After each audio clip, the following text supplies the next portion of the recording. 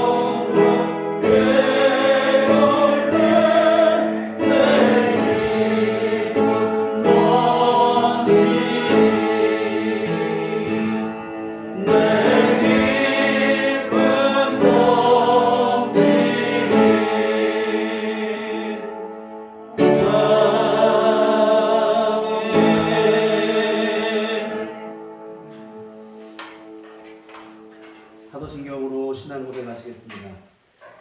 전능하사 천지를 만드신 하나님 아버지를 내가 믿사오며 그의 아들 우리 주 예수 그리스도를 믿사오니 이는 성령으로 잉태하사 동정녀 마리아에게 나시고 본디오 빌라도에게 고난을 받으사 십자가에 못 박혀 죽으시고 장사한 지 사흘 만에 죽은 자 가운데서 다시 살아나시며 하늘에 오르사 전능하신 하나님 우편에 앉아 계시다가 저리로서 산 자와 죽은 자를 심판하러 오시리라.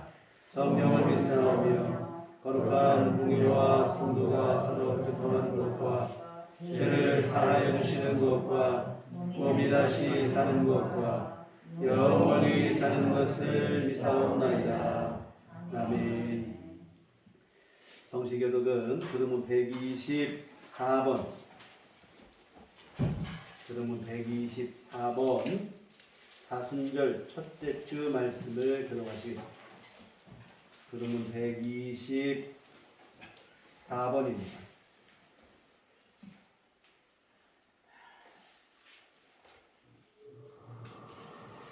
내 하나님이여 내 하나님이여 어찌 나를 버리셨나이까? 어찌 나를 버리려 듣지 아니하시며 내 신음소리를 듣지 아니하시나이까? 내 하나님이여 내가 낮에도 부르짖고 밤에도 잠잠하지 아니하오나 응답하지 아니하시나이다. 이스라엘의 천성 중에 계시는 주여 주는 거룩하십니다. 우리 조상들이 주께 의뢰하고 의뢰하였으므로 그들을 건지셨나이다. 그들이 주께 부르짖어 구원을 얻고 주께 의하여 수치를 당하지 아니하였나이다. 나를 멀리하지 마옵소서. 환난이 가까우나 도울 자 없나이다. 악한 누가 나를 끌어 내 수족을 찔러내나이다. 내가 내 모든 뼈를 셀 수 있나이다. 그들이 나를 주목하여 보고 내 겉옷을 나누며 속옷을 제비 뽑나이다. 여호와여 멀리하지 마옵소서. 나의 이시여 생각을 주옵소서. 나를 사자의 입에서 구하소서. 주께서 내게 응답하시고 들소의 뿔에서 구원하셨나이다. 내가 주의 이름을 너희에게 선포하고 주께서 가운데서 주를 찬송하니라. 여호와를 두려워하는 너희여 그를 찬송할지어다. 야곱의 모든 자손이여 우리에게 영광을 돌릴지어다. 너희 이스라엘 모든 자손이여 그를 경외할지어다. 아멘.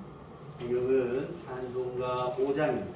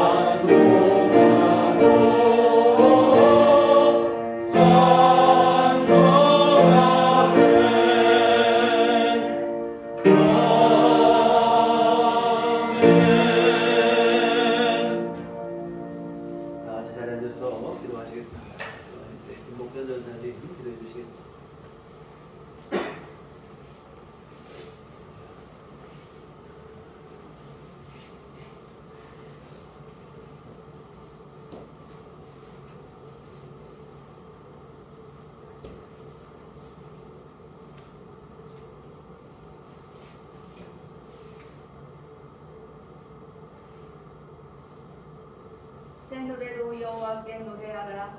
온 땅이여 여호와께 노래할지어다. 여호와께 노래하여 그의 이름을 송축하며 그의 구원을 날마다 전파할지어다. 그의 영광을 백성들 가운데에 그의 기이한 행적을 만민 가운데에 선포할지어다. 여호와는 위대하시니 지극히 찬양할 것이요 모든 신들보다 경외할 것이며 만국의 모든 신들은 우상들이지만 여호와께서는 하늘을 지으셨음이로다. 존귀와 위엄이 그의 앞에 있으며 능력과 아름다움이 그의 성소에 있도다. 만국의 족속들아 영광과 권능을 여호와께 돌릴지어다. 여호와께 돌릴지어다. 거룩하시고 자비하신 하나님 감사와 영광을 돌립니다. 전염병 오미크론으로 인해 온 나라와 온 세계가 어수선하고 불안하지만 주님의 보좌 앞에 나와 예배드리게 하심을 진심으로 감사합니다. 이 시간 오직 주님만을 찬양하며 경배합니다. 주님께 드리는 예배가 기쁨과 감사가 넘치게 하여 주시고 우리들의 예배를 기뻐 받아 주시옵소서.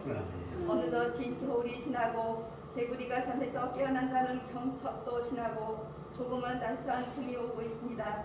긴 추운 겨울을 딛고 돌아오는 봄처럼 우리들도 첫 번째 사순절을 맞이하여 우리들 위해 고난을 받으신 예수님처럼 더욱 주님만 바라보며 믿음과 말씀에 굳게 굳건히 세워 주옵소서.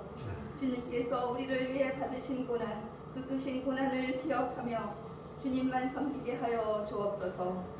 주님의 은혜로 사랑으로 성도 간에 더욱 섬기고 승리하게 하여 주옵소서. 주님의 크신 은혜가 우리 교회 안에 넘치게 하여 주옵소서. 사순절 기간 동안 우리 삶 속에서 감격과 사랑과 기쁨이 있게 하시고 주님의 말씀과 위로가 있는 주님의 교회가 되게 하여 주옵소서. 우리들 교회 모든 성도님들 사순절 기간에 더욱 말씀을 묵상하며 기도하게 하시며 언제나 주님과 함께하는 사순절이 되게 하여 주옵소서. 사랑의 주님, 경거부진에 큰 불이나 산이 타고 집들도 타서 전국에서 재난 지역으로 선포하였습니다. 주님, 이재민이 많이 발생하였습니다. 날씨가 풀렸다고는 하지만 아직도 아침 저녁으로 쳤습니다. 주님, 이재민들을 기억하여 주시고 위로하여 주옵소서. 이재민들이 하루속히 한정을 찾을 수 있도록 힘주시고 도움의 손길도 주시옵소서. 사랑의 주님, 어려운 시국에 대선을 치르고 있습니다. 사전투표도 끝이 나고 본선투표가 3월 9일 날입니다. 대통령을 뽑는 이날 우리가 기도하고 하나님의 뜻대로 나라를 잘 다스릴 수 있는 대통령 후보에게 투표할 수 있도록 은혜를 주옵소서. 주님, 우리나라를 기억하여 주옵소서. 우리 믿는 그리스도인들만이라도 바로 판단을 할 수 있도록 마음과 눈을 열어 주옵소서. 주님의 마음을 슬프게 하는 국민들이 되지 않게 하여 주시고 의로우신 주님께서 성령으로 충만케 하여 주옵소서. 우리들 교회를 위해 기도합니다. 우리 성도님들 예배를 드리고 말씀으로 믿음이 날마다 성장하기를 기도합니다. 오미크론 확산으로 마음이 조금은 움츠려들지만 우리가 방역에 힘쓰고 잘 지내면 주님의 은혜로 코로나가 소멸되게 역사하여 주옵소서. 그리하여 우리가 힘써 전도하게 하여 주옵소서. 교회 인근에 사시는 주님을 모르는 사람들을 기억하여 주옵시고 그들이 복음을 들을 때 그들의 영혼을 변화시켜 주옵소서. 불쌍히 여겨 주옵소서. 주님께 돌아오는 역사가 있게 하여 주옵소서. 우리 교회 빈자리가 채워지게 하여 주옵소서. 교회가 부흥되어 하나님을 기쁘시게 하는 교회가 되게 하여 주옵소서. 한임 목사님을 위해 기도합니다. 목사님 영육간에 강건하게 하시고 성령으로 충만하게 하여 주옵소서.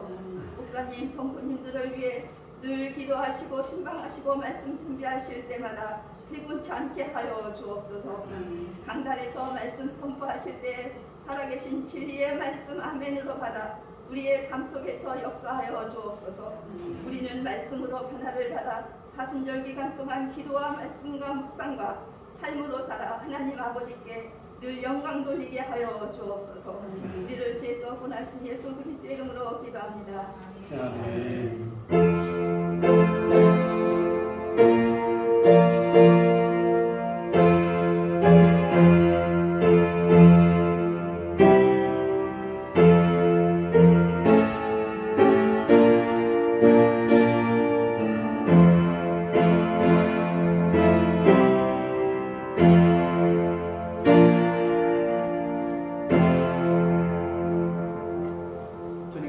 기도하시겠습니다.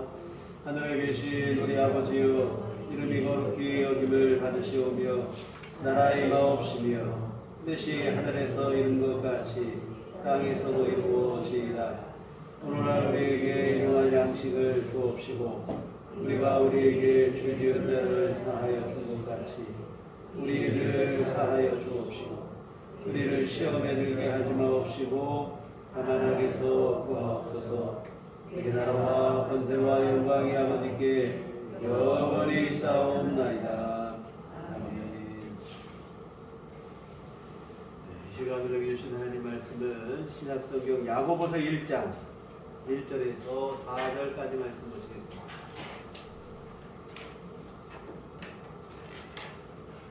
야고보서 1장 1절로 4절까지 말씀.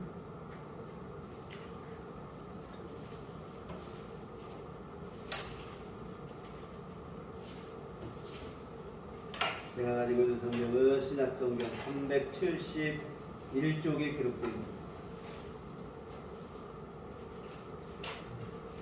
다 같이 한 목소리로 합독하시도록 하겠습니다. 하나님과 주 예수 그리스도의 종 야고보는 흩어져 있는 12지파에게 문안하노라. 내 형제들아 너희가 여러 가지 시험을 당하거든 온전히 기쁘게 여기라. 이는 너희 믿음의 시련이 인내를 만들어내는 줄 너희가 알리라. 인내를 온전히 이루라. 이는 너희로 온전하고 구비하여 조금도 부족함이 없게 하려 함이라. 아멘.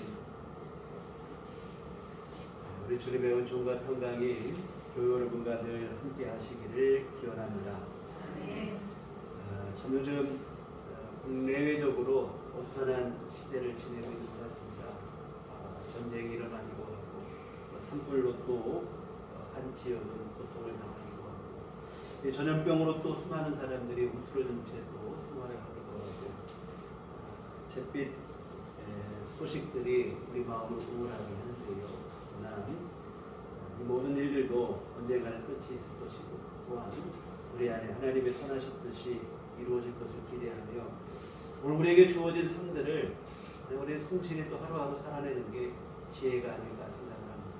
아무쪼록 가장 간절한 바람은 전쟁이 일어나서 고통당하는 이들 그들을 하나님께서 보고 살펴주시고 참 인간의 욕심이라는 게 얼마나 무서운가를 우리가 확인하게 되어지는데요. 정말 전쟁이 없고 평화가 정착이 되는 그러한 일이 속히 일어나고 또한 우리가 살고 있는 이 땅에도 하나님께 주시는 평화가 늘 함께하기를 위해서 저희도 믿는 성도들이 위해서 깨어서 기도하셨으면 좋겠습니다. 오늘은 고난과 시련에 관한 말씀을 함께 나누시겠는데 그 말씀 이전에 법정 스님의 무소유라는 책에 설해목이라고 하는 꼭지의 글이 있는데 잠깐 소개를 하고 말씀을 시작하겠습니다. 이 설해목 하면 뭐 주로 쓰는 말은 아니고 한자어를 그대로 직역을 하면 눈에 의해서 상한 나무라 이런 뜻이 되어지죠. 쌓인 눈의 무게를 이기지 못하고 부러진 나무를 뜻하는 말입니다. 흔히 우리가 생각할 때 거센 바람에 의해서 나무가 뽑히고 부러질 것으로 생각하지만 실제로는 그렇지 않다고 해요. 물론 띄엄띄엄 심겨져 있는 가로수 같은 경우는 바람에 넘어지는 경우가 많이 있지만 산에는 수많은 나무가 어깨를 나란히 한 채 빼곡히 자리 잡고 있기 때문에 웬만한 바람에도 잘 넘어지지를 않는다고 합니다. 의외로 언제 나무가 꺾이고 부러지는가? 눈 내리는 날 그렇게 된다고 해요. 그 중에서도 바람 한 점 없이 고요하게 내리는 눈이 가장 무섭다고 합니다. 약간의 바람이라도 불면 눈이 쌓이지 않아서 무사할 텐데 바람이 불지 않기 때문에 오히려 눈이 차곡차곡 수북이 쌓이게 되고 결국엔 한여름의 태풍도 이겨낸 나무지만 이 고요한 날에 내린 눈 때문에 가지가 꺾이고 만다는 것입니다. 우리의 믿음도 어찌 보면 그런 것 같아요. 고난과 시련이 우리를 넘어뜨릴 것 같고 그것 때문에 우리가 신앙 안에서 어려움을 당할 것 같지만 오히려 평안하고 태평한 가운데 넘어지는 경우가 더욱 많고 그로 인한 피해가 훨씬 더 치명적입니다. 오히려 고난은 잠자는 우리 영혼을 깨웁니다. 각성하게 하고 더 기도하게 하고 신앙을 더욱더 단단하게 하죠. 이 평안과 태평이 오히려 진짜 문제가 됩니다. 이 다윗도 보시면 고난의 순간에는 더없이 신실했어요. 오히려 태평을 누리게 되었을 때에 죄를 짓고 하나님 앞에 참 큰 실수를 범하게 되어지죠. 교회 역사도 그렇습니다. 핍박과 박해 속에서 초대교회는 더없이 정결하고 순결했습니다. 그러나 핍박과 박해가 사라지는 순간부터 부패가 시작이 되고 교회가 타락을 하게 되어졌습니다. 이 태평한 것이 무조건 좋은 것도 아니고 시련과 고난이 또 무조건 나쁜 것도 아닙니다. 위대한 믿음의 사람들을 보시면 풍요와 번영으로 만들어진 경우는 없는 것 같아요. 오히려 고난과 시련을 통과한 후에 위대한 믿음으로 세워진 것을 보게 됩니다. 요셉은 종살이, 감옥살이를 통해서 그 고난을 통과한 다음에 성숙한 믿음의 사람이 되었지요. 모세도 40년간의 광야 생활 끝에 훌륭한 믿음으로 세워졌습니다. 욥, 우리가 뭐 고난의 대명사라면 욥인데 욥 또한 말할 수 없는 고난과 시련을 통과한 후에 믿음의 사람으로 우뚝 서게 되어졌습니다. 욥이 고난당하고 이런 얘기를 했어요. 내가 고난당하기 전에는 하나님에 대해서 아는 것이 그저 귀로 들어서 아는 것 같았는데 고난을 통과하고 나니까 이제는 하나님을 아는 것이 눈으로 보는 것처럼 선명하게 됐다. 이런 고백을 해요. 여하튼 뭐냐면 고난과 시련은 우리 안에서 성숙한 믿음을 만들어낸다고 하는 사실입니다. 오늘 본문에서 야고보 사도께서 하고 싶은 말씀이 바로 그거예요. 2절에 보면 내 형제들아 너희가 여러 가지 시험 당하거든 온전히 기쁘게 여기라. 시험 당하고 고난 닥칠 때 뭐 절망하고 좌절하고 원망하지 말고 오히려 기뻐하라는 거예요. 참 우리가 생각할 때 이거 뭐 기뻐할 일인가 싶은데 야고보 사도는 그냥 기뻐하는 것도 아니고 온전히 기쁘게 여기라. 이 공동번역 성경은 다시 없는 기쁨으로 여기라. 세번역 성경은 더할 나위 없는 기쁨으로 여기라. 이렇게 번역을 했습니다. 여하튼 참 고난을 당하고 시련을 당하거든 오히려 전심으로 기뻐해라. 참 이해가 안 되는데 그럴 이유가 있다는 거예요. 3절과 4절을 보시면 이는 너희 믿음의 시련이 인내를 만들어내는 줄 너희가 알미라. 인내를 온전히 이루라. 이는 너희로 온전하고 구비하여 조금도 부족함이 없게 하려 함이라. 방금 말씀드린 거와 똑같은 얘기예요. 고난과 시련이 우리 안에서 힘들게만 하고 상처받게만 하고 고통스럽게만 하는 게 아니라는 거예요. 오히려 우리를 인내하게 하고 그리고 그 인내는 우리를 성숙하게 하고 성장하게 한다는 것입니다. 그래서 고난과 시련이 당장은 힘들죠. 왜 안 힘들겠습니까? 안 힘들면 고난이라는 말을 쓰지도 않고 시련이라는 말을 쓰지도 않겠죠.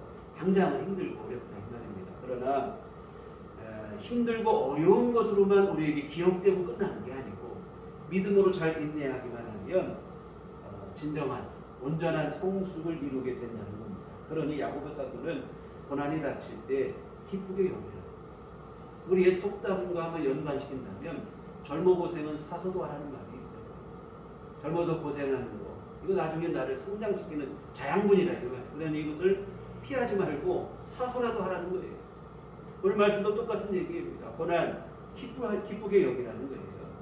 사실 여러분 오늘 본문은 야고보 사도께서 흩어진 믿음의 성도들에게 쓴 편지입니다. 1절을 보시면 하나님과 주 예수 그리스도의 종 야고보는 흩어져 있는 12지파에게 문안하노라.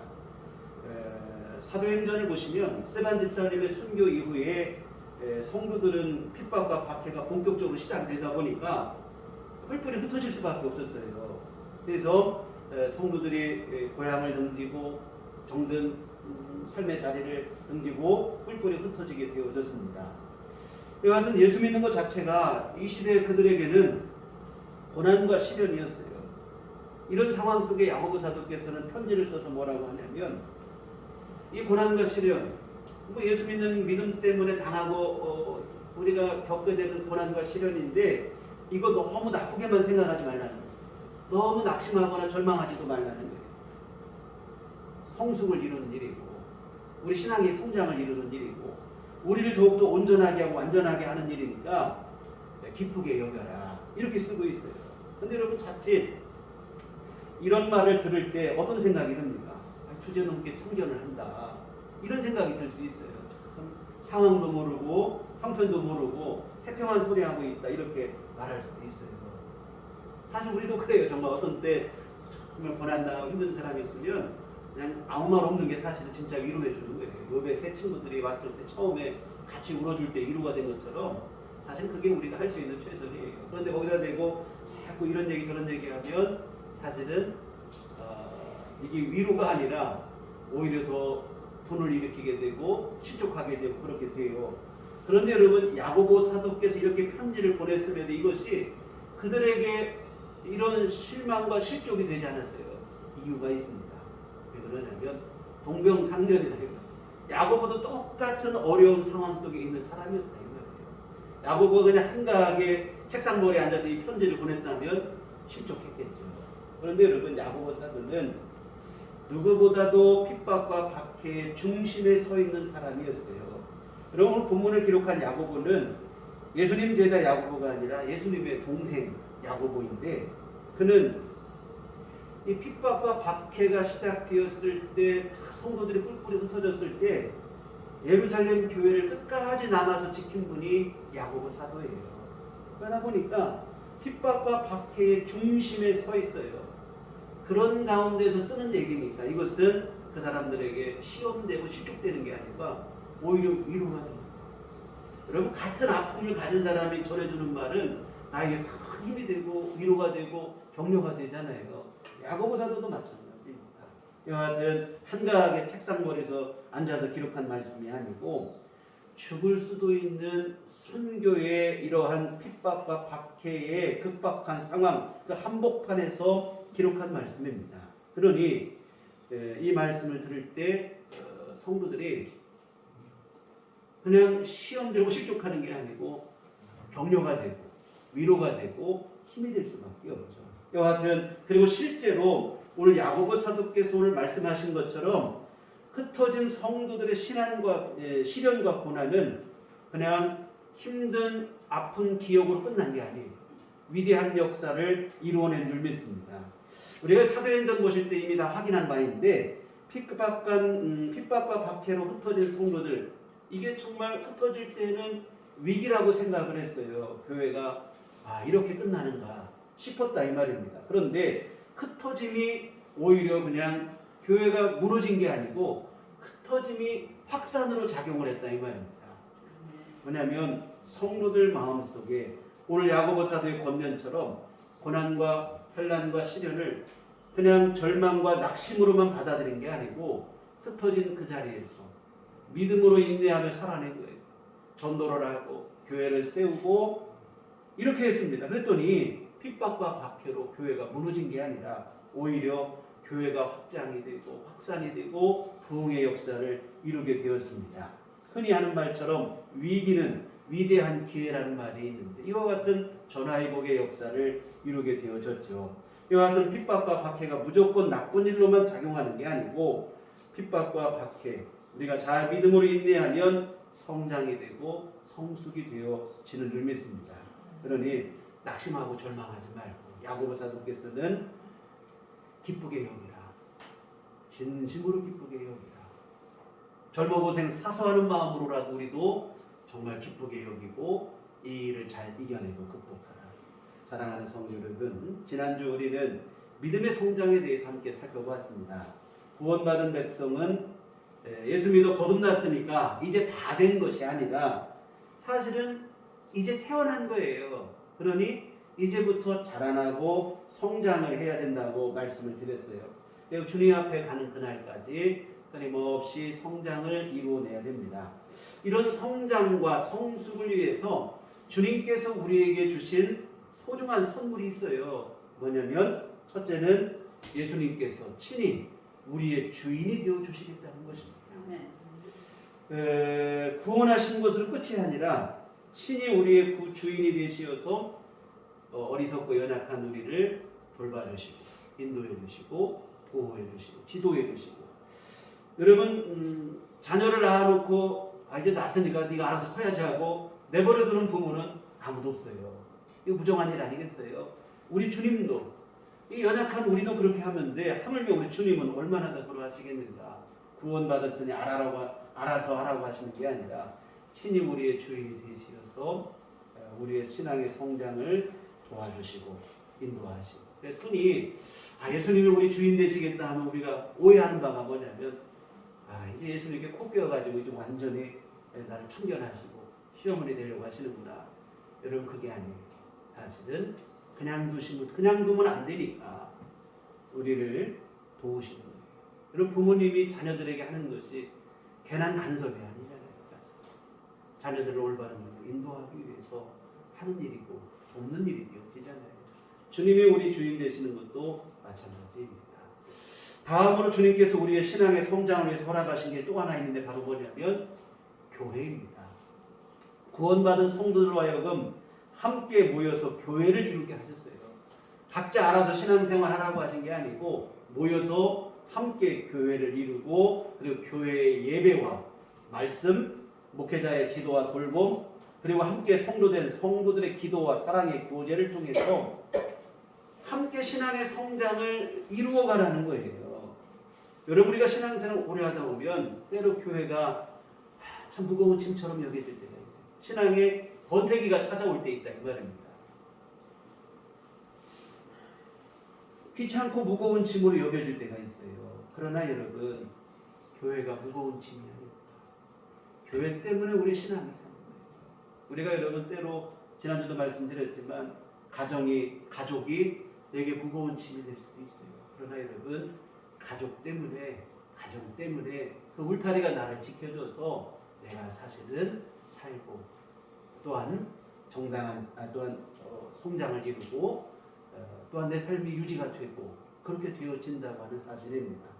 마찬가지로 교회도 우리 신앙에 큰 유익이 되고 도움이 됩니다.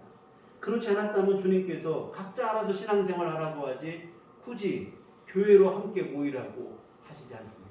그리고 교회로 모이라고 하시면서 주님은 그 교회를 내 몸이라고까지 하실 정도로 교회를 사랑하신다 이 말이에요. 우리 신앙 모두에게 도움이 되는 일이기 때문에 교회를 이루게 하신 줄 믿습니다. 주님의 몸된 교회를 사랑하시고 그 교회 안에서 온전히 속하여 주님이 주시는 또한 교회를 통해서 얻어지는 신앙의 여러 유익을 통해서 신앙의 성장 우리 함께 다 같이 이루어갔으면 좋겠습니다.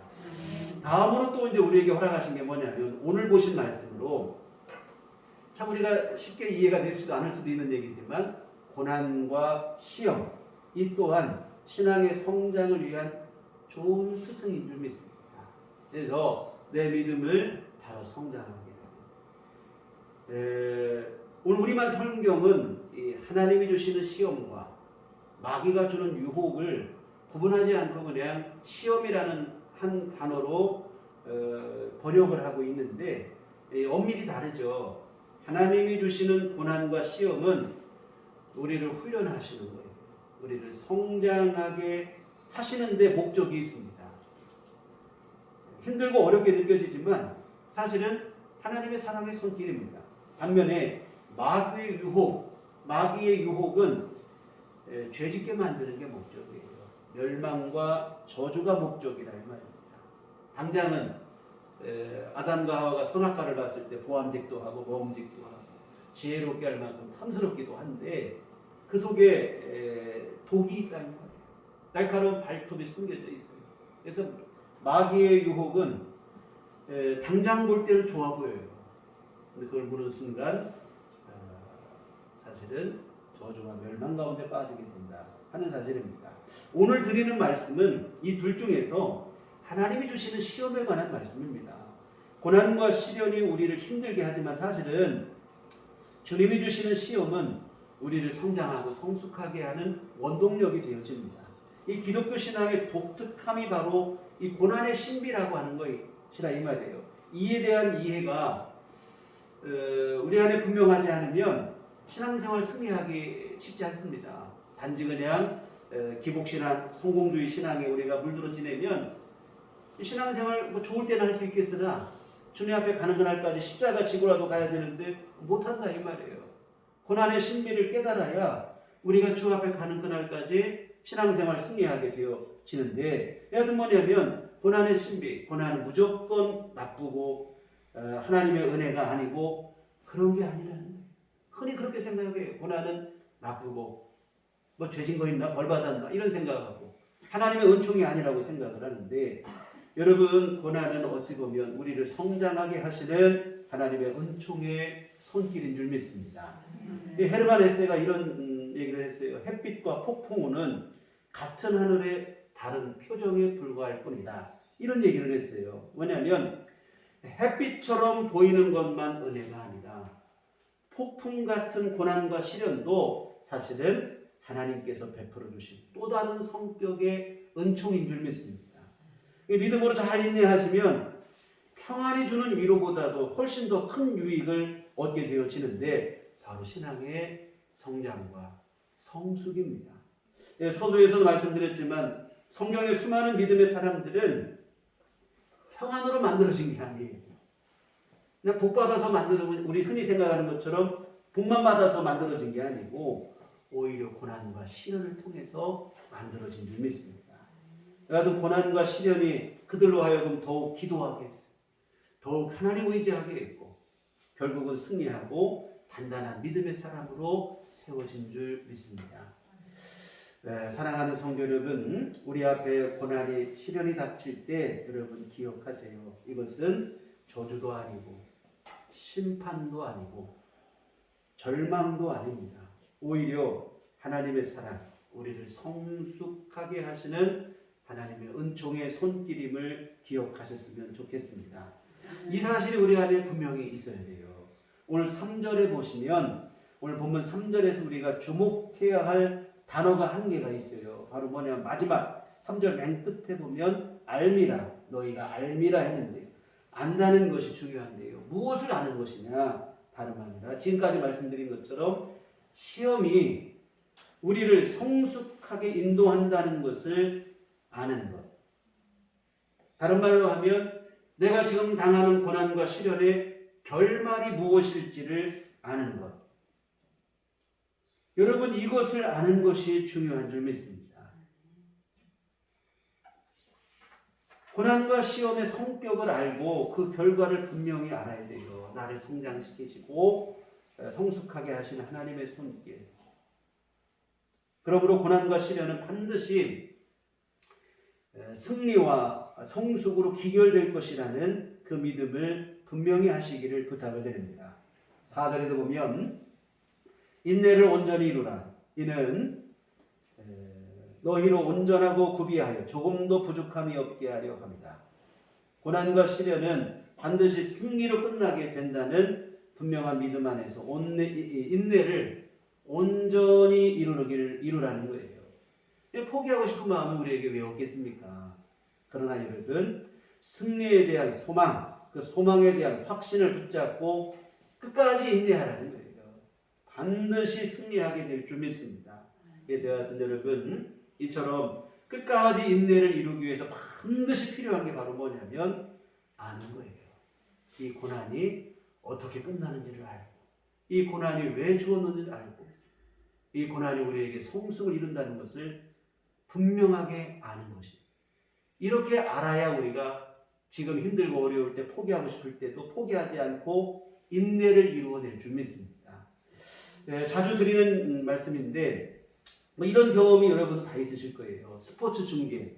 요즘에는 뭐 스포츠 채널 전문 채널이 많다 보니까 스포츠 중계를 우리가 보다 보면 한참 손에 땀을 쥐고 보고 있는데 알고 보니까 재방송인 경우들이 많아요. 특히 이제 우리나라가 승리한 경기들은 아주 그냥 사골 우려먹듯이 재방송을 얼마나 많이 하는지 몰라요. 여하튼 이미 승리한 경기. 그런데 그 사실을 모르고 보니까 조마조마한 마음으로 보는 거예요. 근데 한참 알고 보니까 재방송인 거예요. 그것도 승리한 경기. 이미 승리한 경기를 재방송으로 보여주고 있는 거예요. 여러분 그 사실을 미리 알았더라면 그렇게 긴장을 하면서 보지는 않았을 거라 이 말입니다. 아무리 지고 있고 그냥 다 끝난 것 같은 상황이라도 낙심이 안 되는 거죠. 이러다 이기는 거니까 편안한 마음으로 시청을 하고 오히려 극적인 역전을 이룬 이 사실에 더 재미있게 시청을 하게 되지 않겠습니까?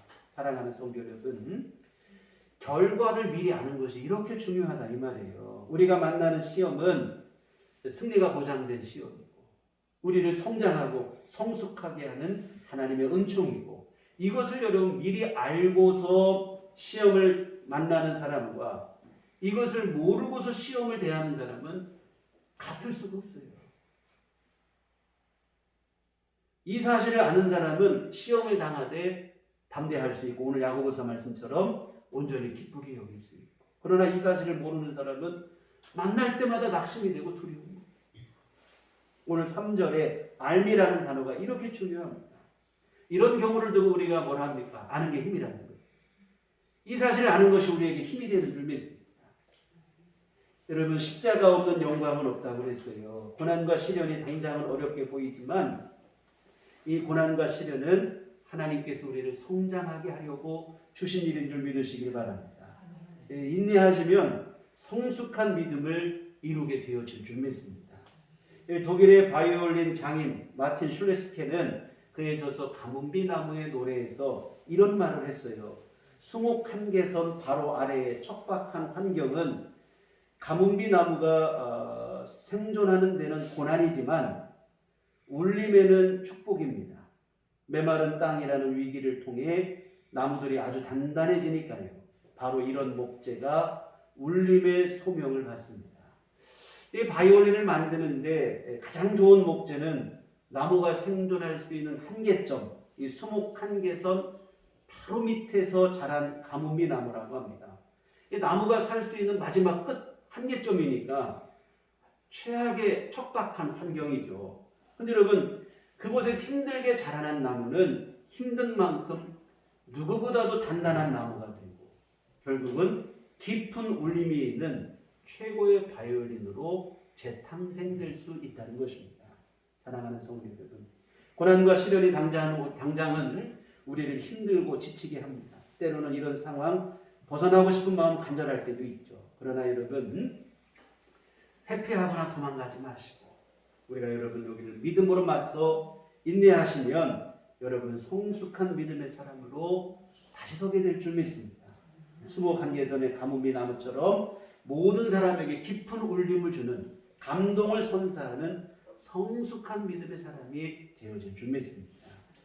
지금 혹시 고난의 한복판을 지내고 계신 분이 있다면 이 사실을 기억하시고 이 고난을 너무 힘겨워 도피하고 싶은 마음이 간절할 수도 있겠으나 주님의 약속을 붙잡고 인내하시기를 부탁을 드립니다. 그래서 같은 오늘 인내를 온전히 이루라. 야고보 사도의 말씀처럼 마지막까지 끝까지. 이 온전이라는 말은 끝이라는 단어에서 파생된 단어입니다. 뭐냐면 끝까지 인내하라. 마지막까지 인내하라. 너무 가혹한 부탁일 수도 있겠으나 정말 여러분 인내하는 것이 승리의 비결인 줄 믿습니다. 내가 무너진 곳, 내 시련 앞에 무너지고 패배하는 것으로 끝나고 싶은 마음이 아니라면 여러분 조금 더 힘을 내시고 이겨내셔야 될 줄 믿습니다. 여러분의 이와 같은 믿음의 선한 싸움에 교회가 여러분을 응원하고 많은 분들이 함께 기도할 줄 믿습니다. 지난주에 말씀드렸지만 교회가 힘이 되는 거예요. 함께 기도하고 위에서 서로 응원하고 끊임없이 기도하는 교회가 있음을 우리가 여러분 기억하시고 또한 문제가 있을 때 기도를 부탁하고 그리고 이 믿음으로 힘을 내셔서 이겨내시기를 부탁을 드립니다. 여러분 더 우리가 믿음을 끝까지 인내할 때 우리에게 힘이 되는 것은 교회도 힘이 되지만 사실은 주님이 여러분을 친히 도우신다고 하는 사실이 훨씬 더 큰 힘이 되어질 줄 믿습니다. 히브리서 2장 18절에 그가 시험을 받아 고난을 당하셨은즉 시험 받는 자들을 능히 도우실 수 있느니라. 우리 예수님께서 친히 육신을 입고 시험을 당하셨기 때문에 우리 심정을 아시는 거예요. 친히 우리를 도우시는 줄 믿습니다. 히브리서 4장 15절 똑같은 말씀이죠. 우리에게 있는 대제사장은 우리의 연약함을 동정하지 못할 리가 아니요. 우리가 시험 당할 때 우리가 얼마나 어렵고 또한 연약하고 또한 얼마나 두려운 마음이 되는지 우리 주님이 아신다는 거예요. 그 마음이 있기 때문에 우리 주님은 히브리서 13장 5절 하반절 말씀처럼 그저 친히 말씀하시기를 내가 결코 너희를 버리지 아니하고 너희를 떠나지 아니하리라 하셨느니라. 무슨 일이 있어도 우리를 떠나지 아니하시고 버리지 아니하시고 친히 도우시는 줄 믿습니다. 이 복음성가 나의 등 뒤에서 제가 개인적으로 참 좋아하는 찬양인데 가사를 한번 그대로 한번 소개해 보겠습니다.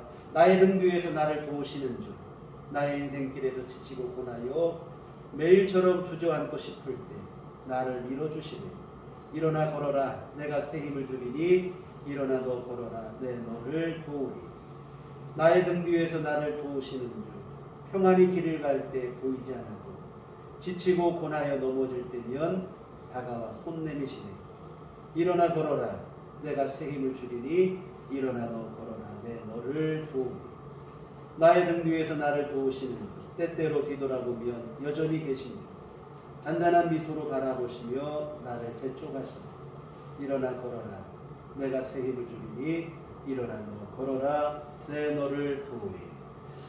지치고 고나여 주저앉고 싶을 때 우리를 밀어주시는 분이 주님이십니다. 내가 넘어졌을 때 손 내밀어 일으켜 주시는 분이 주님이십니다.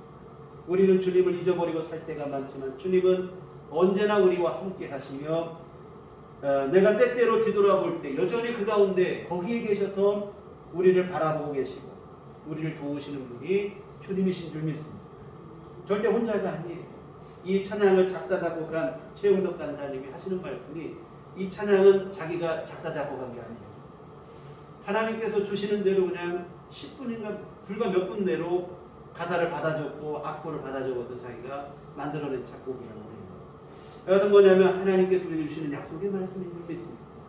주님이 이처럼 우리를 응원하시고 우리가 고난받고 시련받을 때 주님은 알아서 이겨내겠거니 하시는 게 아니고 그때에도 여전히 함께 하시고 우리를 도우시고 힘을 주시고 능히 이길 수 있도록 도와주시는 줄 믿습니다.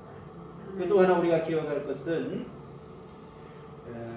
고린도전서 10장 13절 말씀에 사람이 감당할 시험 밖에는 너희가 당한 것이 없나니 오직 하나님은 믿고사 너희가 감당하지 못할 시험 당함 허락하지 아니하시고 시험 당할 즈음에 또한 피할 길을 내사 너희로 능히 감당하게 하시느니라. 여러분 주님이 주시는 시험은 감당할 만해서 주신다는 거예요. 우리 지레 겁을 먹고 포기할 때가 많은데 우리가 그만한 믿음이 됐으니까 감당할 만해서. 요즘 여러분 영재교육, 선행학습 많이 하는데요. 아무리 영재교육을 해도 유치원생 아이에게 대학생 문제 내주거나 그렇게 고치지는 않습니다. 여러분 이게 사람들도 이렇거든 하물며 우리 주님이시겠어요. 우리를 누구보다도 더 잘 아시고 우리의 상황을 아시고 그 사람에 맞게 그 사람의 믿음의 분량에 맞게 주님이 시험을 주시는 거예요. 그러니 우리가 시험을 당할 때 무조건 하고 그냥 못해 이렇게 하지 마시고 할 만하니까 나에게 주신 걸로 믿으시고 내가 지금 할 것은 못한다고 불평하고 원망할 게 아니라 주님 앞에 기도하는 일이고 주님을 의지하는 일이고 성장과 성숙을 이루게 하시겠다는 주의 약속을 붙잡는 일일 줄 믿습니다. 그래서 여하튼 지레 겁을 먹고 포기하지 마시고 믿음을 붙잡으시고 온전히 인내를 이루어내시기를 부탁을 드립니다. 한 사람의 이야기만 말씀을 소개하고 말씀을 마치겠습니다. 여성 신학자 중에 마르바 던이라는 분이 있습니다. 이분 작년에 돌아가셨는데 10대 시절에 홍역 바이러스로 인해서 췌장이 망가진 이후에 평생 동안 심각한 병고와 장애를 앓고 사셨다고 해요. 한쪽 눈이 실명이 됐고 두 다리는 불편해서 자기 혼자 힘으로 걷기가 좀 버겁고 힘든 상태고 당뇨로 수십 년간 고생을 했고 신장 이식을 한 후에는 하루에 11번의 약을 먹어야 했으며 극심한 저혈압에 또한 시달렸다고 합니다. 근데 그녀는 그의 책 의미 없는 고난은 없다라고 하는 책에서 우리가 고난을 만날 때 어떤 마음을 먹어야 될지에 대한 권면을 줬어요. 우리가 고난을 만날 때 우리가 스스로 질문을 하잖아요. 고난 앞에서도. 그때 우리의 질문을 바꿔보라는 거예요. 뭐라고 했냐면 왜 나에게? 흔히 하는 질문이에요. 왜 나에게 이런 질문을 하나님이 이런 고난을 주셨는가? 이게 우리가 마음속에 사실 고난을 당할 때 자동적으로 나오는 생각이잖아요. 왜 하필이면 나에게?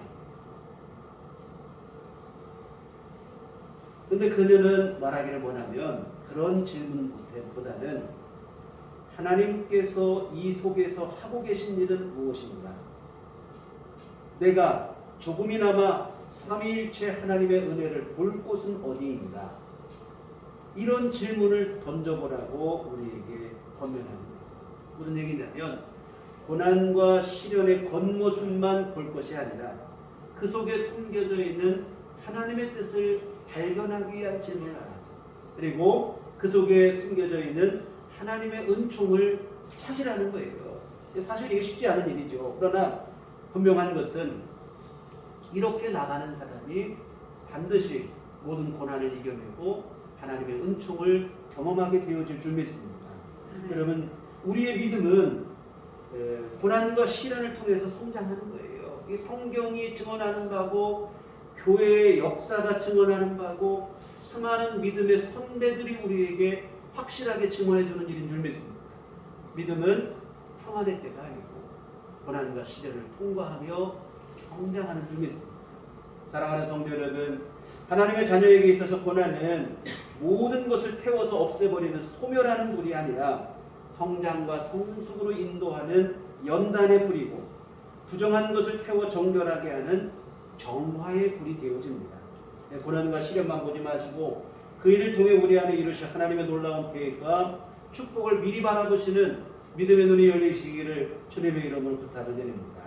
그래서 야고보 사도의 말씀처럼 절망하지 말고 오히려 기쁘게 여기시고, 포기하거나 좌절하지 말고 인내를 온전히 이루시기를 부탁을 드립니다. 사랑하는 여러분, 참 이게 힘든 당부의 말씀이고, 그렇지만 다시 한번 부탁을 드리기는, 여러분이 살면서, 아니 지금 혹시 아무리 힘들고 어려운 상황을 만난다 할지라도 여러분 조금 더 힘을 내시기를 부탁을 드립니다. 교회가 한 마음으로 여러분을 응원하고 기도하겠습니다. 또한 주님께서 여러분을 도우시고 계십니다. 또한 성경에 분명한 약속의 말씀이 있어요.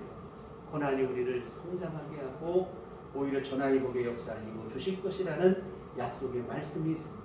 이와 같은 도움과 약속의 말씀을 붙잡고 인내를 온전히 이루어내시면 여러분 앞에 있는 고난과 시련은 여러분을 넘어지게 하는 걸림돌이 아니라 여러분을 한 단계 더욱 성장하고 성숙하게 하는 도약의 발판이 되어질 줄 믿습니다. 기도하시겠습니다. 하나님 아버지, 우리의 믿음이 자라나고 성장하기를 원하시는 줄 믿습니다. 이 일을 위해서 주께서 친히 우리 가운데 함께 하시어 우리의 믿음을 훈련하시고 우리를 지도하시고 보호하시어 믿음의 성장을 이루시는 줄 믿습니다. 또한 교회를 통해서, 교회 예배를 통해서, 말씀을 통해서, 목회자의 또한 돌봄과 지도를 통해서 성도들의 믿음과 사랑의 교제를 통하여 우리의 믿음을 성장하게 하시는 줄 믿습니다. 또한 주님이 또한 우리 안에 주시는 여러 시험을 통해서도 그것을 이겨내고 극복하는 과정을 통해서 우리로 하여금 더 큰 믿음이 되게 하시고 우리의 내면을 더욱더 단단하게 세워 나가시는 줄 믿습니다. 주님, 오늘 귀한 말씀을 우리 마음에 새기게 하여 주시어 우리 앞에 어떤 문제가 버티고 있을지라도 좌절하거나 절망하지 않게 하시고 이기고 나서 승리하고 나서 우리가 이루게 될 하나님의 은총을 미리 바라보며 인내하게 하여 주시옵시고 끝까지 믿음으로 나아갈 수 있도록 도와주시옵소서. 예수님 이름으로 기도했습니다. 아멘. 찬송가 338장, 찬송가 338장 찬송하시겠습니다.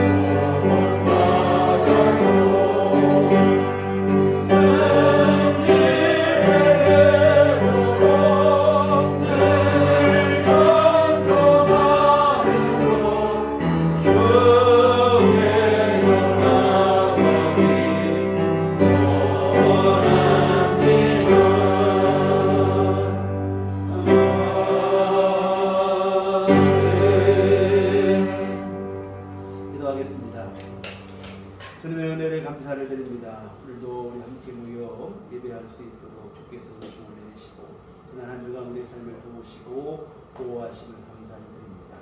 하나님 주 앞에 있는 분들에게 주여 아버지 기뻐받아 주시옵시고 귀한 일을 쓰이는 것마다 하나님 권능의 손길을 베푸시고 주의 선한 뜻 이루게 하옵소서. 하나님 또한 우리 헌금을 드리고 몸과 마음과 시간과 정성을 들여 주 앞에 예배합니다. 주여 우리 모든 심령들을 기뻐받아 주시옵소서. 한량없는 주의 은총 베풀어 주시되 더욱 큰 믿음 허락하여 주시오. 무슨 일을 만나도 넘어지지 않게 하여 주시옵시고 우리 주님 의지하여 믿음으로 승리하는 삶을 살아가게 하여 주시옵소서. 날마다 베푸시는 주님의 은총 가운데 늘 승리하는 삶을 살아가는 귀한 삶들이 되도록 주께서 붙들어 주시옵소서. 아버지 하나님 주님 앞에 또한 간구하고 없기는 날마다 우리 주님 앞에 구하는 기도들이 있습니다. 하나님 아버지 우리 상황과 형편과 처지를 주께서 아시는 줄 믿습니다. 또한 우리에게 무엇이 가장 복이 되고 필요한지도 주께서 아시는 줄 믿습니다. 주여 우리 삶 속에 구하는 것들을 이루어 주시되 우리 삶에 필요할 때마다 주께서 구한 것보다 더 좋은 것으로 우리 삶을 인도하시고 때에 맞는 은총을 주님 베풀어 주시옵소서. 하나님 또한 우리에게 육신의 건강도 주여 허락하여 주시옵소서. 아버지 하나님 전염병으로 힘들고 어려운 때에 우리 그 안전을 주께서 지켜주시옵시고 건강하게 하여 주시옵시고 날마다 새 힘을 내려 주시어서 우리에게 맡겨진 삶들을 감당하는 데 부족함이 없는 건강을 주님께서 허락하여 주시옵소서. 아버지 노년에 계신 우리 성도님들 특별히 붙들어 주시어서 일상의 생활 거동의 어려움이 없도록 주님께서 늘 힘주시고 하나님 함께하여 주시옵소서. 특별히 아버지 공중에 있는 성도들은 권능의 손길을 베풀어 주시옵소서. 모든 병마를 이기게 하여 주시옵시고 영원함을 누리도록 주께서 함께하여 주시옵소서. 아버지 하나님 또 주님 앞에 삶의 어려움을 놓고 기도하는 일도 많이 있습니다. 생활의 어려움, 아버지 하나님 경제적인 곤궁함으로 어려움 당하는 이들도 있습니다. 주님께서 아버지여 권능의 손길을 베풀어 주시옵소서. 일용할 것들을 날마다 주님 채우시는 은총을 베풀어 주시옵소서. 생활의 아버지 하나님 어려움이 없게 하여 주시옵시고 해야 할 일 못하는 일 없도록 주님께서 돌봐주시옵시고 우리 하나님께서 귀한 은총을 날마다 우리 삶 속에 베풀어 주시옵소서. 아버지 하나님 앞으로 또 우리 한 주간 살아갈 때도 주님 은총 의지하여 살게 하여 주시옵시고 우리 주님의 선하신 인도하심 따라 살게 하여 주시옵시고 성령께서 우리에게 말씀을 주시고 생각나게 하시는 그 말씀에 순종하며 살아갈 수 있도록 도와주시옵소서. 예수님 이름으로 기도했습니다. 아멘. 교회 소식입니다. 서로 인사하실 때 주님만 바라봅시다. 오늘은 사순절 첫 주입니다. 사순절은 6주 동안 진행되었고 예수님 부활하시기 전 40일 동안 부활절 전 40일 동안 사순이라는 것은 순이라는데 열을 나타내는 한자에서 40일 절기라 이런 뜻이 되어지는데요.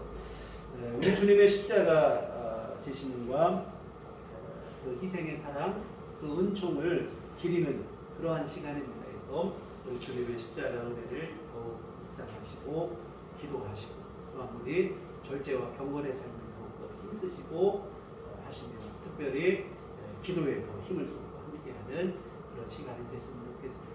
그래서 사순절 기간 동안 우리 더 함께 가정에서도 기도하시고 또 할 수 있으면 새벽기도 함께 기도하시고 같은 기도하시는 시간이 됐으면 좋겠는데요. 특별히 이 전쟁의 소식 남의 나라 일이 아니에요. 먼 일이라 멀게만 생각할 일이 아니고 정말 하나님께서 평화를 주시기를 위해서 함께 기도했으면 좋겠습니다. 참 이게 어린아이들이 죽어나가는 거 보니까 너무 마음이 아프고 이게 인간의 욕심 때문에 무고한 시민들이 죽고 어린아이가 죽고 어린아이 보는 앞에서 아버지가 돌아가시고 이 평생이 얼마나 큰 아픔을 갖고 살아야 하는 것이고 전쟁이 단순하지 않아요. 그것은 승자도 없고 패자도 없고 피해자밖에 없다는 말이 너무 많은 얘기인 것 같은데 전쟁의 정신을 위해서 기도하시고 우리 욕심을 털어내는 그러한 기도를 좀 더 많이 했으면 좋겠고 이 땅의 평화를 위해서 기도했으면 좋겠습니다. 그리고 방역 지침이 좀 변경이 됐어요. 이 오미크론 변이가 지금 조정으로 잘 되면서 많은 변화가 있는데 특히 우리 정규 예배, 주일날, 저녁, 새벽 이런 예배들은 인원 제한이 없이 이제 예전에는 좌석의 몇 프로 뭐 이런 얘기가 있었는데 이제 인원 제한 없이 예배를 드릴 수 있도록 열렸다는 거 말씀드립니다. 네, 우리 다 같이 일어나셔서 평안을 너에게 주노라. 서로를 축복하시며 찬양하시겠습니다.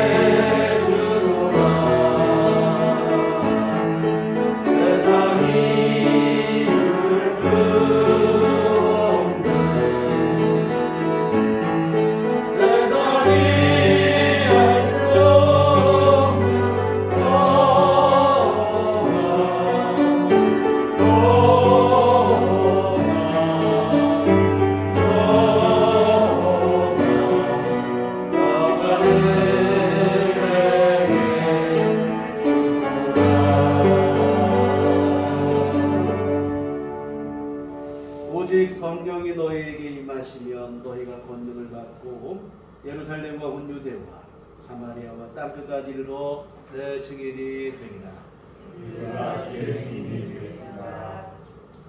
이제는 우리 주 예수 그리스도의 구속의 은혜와 하나님 아버지의 극진하신 사랑하심과 성령님의 그리고 통역사 감화 감동 충만하시니 주의 피로 세우신 우리들 교회 위에와 어떤 고난과 시련도 믿음으로 인내하기를 소원하고 다짐하는 주의 사랑하는 모든 자매들 심령 위에 지금부터 영원토록 함께 계시기를 간절히 축원하옵나이다.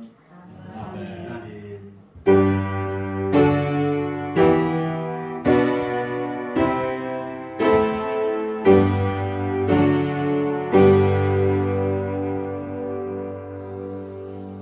감사합니다. 이상으로 주일날 예배를 마치도록 하겠습니다.